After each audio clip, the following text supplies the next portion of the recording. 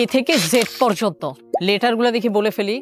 ABCDEFGH IJKLMNOPQRST UVWXYZ smoothly বলে ফেললাম। 1 থেকে 25 পর্যন্ত আমি যদি বলি সংখ্যাগুলি একটু বলে ফেলেন। 1 2 3 4 5 6 7 8 9 10 11 12 13 14 15 16 17 18 19 20 21 22 মোটামুটি 25 পর্যন্ত আমরা গিয়েছি। এখন আমি আপনাকে এই টাস্কটা একটু ঘুরিয়ে দেই। একটা সংখ্যা বলবেন, একটা লেটার বলবেন। 1A 2B 3C 4D। দেখেন আবার কিন্তু অলরেডি প্রোডাক্টিভিটি কমে গেছে। বিষয়টা কিন্তু এমন না যে আসলে 1 থেকে 25 পর্যন্ত আমরা গুনতে জানি না বা এ থেকে জেড পর্যন্ত আমরা বলতে জানি না। যখন আমি একটা কাজের ভেতরে আরেকটা কাজ ঢুকিয়ে দিয়েছি তখনই কিন্তু আমার ব্রেইন আমাকে প্রপারলি সাপোর্ট দেওয়াটা কমিয়ে দিয়েছে। আমাদের প্রোডাক্টিভিটিও আসলে অনেকটা এরকম, কারণ আপনি যখনই মাল্টিটাস্ক করতে যান ব্রেইন তখন ইজিলি একটা কাজ থেকে আরেকটা কাজে ওইভাবে শিফট করতে পারে না। আর ঠিক এই কারণেই আমাদের প্রোডাক্টিভিটি অনেকখানি নষ্ট হয়ে যায় যখন কিনা আসলে আমরা মাল্টিটাস্ক করে ফেলি। এই ভিডিওতে আমি আপনাকে 5টা খুব চমৎকার স্ট্র্যাটেজির কথা বলবো, যে 5টা স্ট্র্যাটেজি আপনার প্রোডাক্টিভিটিকে অনেক অনেক বেশি ডেভেলপ করবে।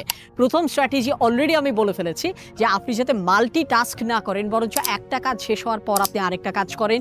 এইভাবে যদি আপনি শিডিউলটাকে ডেভেলপ করে নেন, that would actually help. Second one, আপনাকে যেই কাজগুলো বা যেই ব্যক্তি, যেই ঘটনা, যেই চিন্তা আপনাকে ডিস্ট্র্যাক্টেড করতে পারে সেই ডিস্ট্র্যাকশন থেকে আপনার নিজেকে দূরে রাখতে হবে। এবং এই ক্ষেত্রে আপনাকে যেটা করতে হবে, আপনি চেষ্টা করবেন 4 থেকে 6 ঘন্টার ডিপ ওয়ার্ক করতে। আমি অনেক সময় দেখা যায় আমার কন্টেন্ট মেকিংয়ের জন্য, আমার কনসাল্টিংয়ের যখন এক একটা রিপোর্ট রাইটিংয়ের কাজ হয় তখন আমি আমার কোনো সোশ্যাল মিডিয়ার সাথে আমি বসি না, আমি আবার কোনো ডিভাইসের আশেপাশে থাকি না, কারণ সেটা আমাকে ডিস্ট্র্যাক্টেড করতে পারে। সো সেক্ষেত্রে আমি যেটা করি, অনেক সময় আমি একটা রিপোর্ট লেখার আগেও, সেটাকে টাইপ করার আগেও আমি শুধুমাত্র খাতা কলম নিয়ে বসি, কারণ ওই 4 থেকে 6 ঘন্টা যখন আমি আমার ব্রেইনটাকে সেই জায়গায় কাজে লাগাতে পারি ওইটা আমাকে অনেক অনেক বেশি প্রোডাক্টিভ বানায়। তৃতীয়ত, এইটা হচ্ছে 1000 আওয়ার রুল, অর্থাৎ কোনো একটা কাজ যদি আপনি টোটাল যদি 1000 ঘন্টা আপনি যদি করেন, আপনি সেই কাজে আসলে ওয়ার্ল্ডের টপ 1%-এর একজন আপনি হয়ে যেতে পারবেন। আর ঠিক এই কারণেই আপনার উচিত আপনি যেই সেক্টরে নিজেকে ডেভেলপ করতে চাচ্ছেন সেই সেক্টরের জন্য 1000 আওয়ারটাকে ট্র্যাক করে 1000 ঘন্টা সেটার পেছনে আসলে সময় দেওয়াটা আপনার জন্য অনেক অনেক বেশি গুরুত্বপূর্ণ হবে। চতুর্থ যেটা, এই স্ট্র্যাটেজিটা আসলে আমার খুবই পছন্দের একটা স্ট্র্যাটেজি। চতুর্থ এই স্ট্র্যাটেজি আমি আপনাদেরকে বলবো যে আপনি আপনার জায়গা থেকে চেষ্টা করবেন প্রায়োরিটি ওয়ার্কগুলোকে আগে করতে।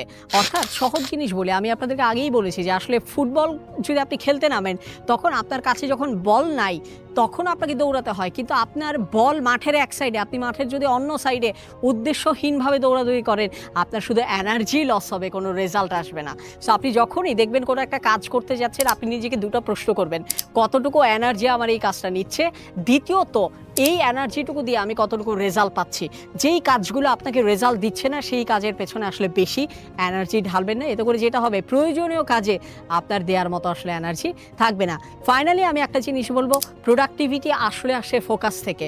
এই কারণে মহাভারতের একটা চমৎকার প্রাচীন ভারতীয় একটা প্রবাদ ছিল, সেটা হচ্ছে একটা মাঠের 100টা জায়গায় 1 ফিট করে আপনি যদি গর্ত খোঁড়েন আপনি পানি পাবেন না, একটা জায়গায় যদি 100 ফিট গর্ত খোঁড়েন আপনি পানি পাবেন।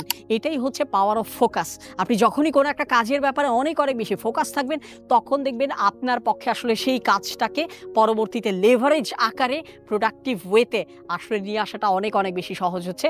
আর তাই এই জিনিসগুলোকে ফলো করুন, আশা করি আপনার প্রোডাক্টিভিটি আগের চেয়েও অনেক অনেক বেশি ইমপ্রুভড হবে।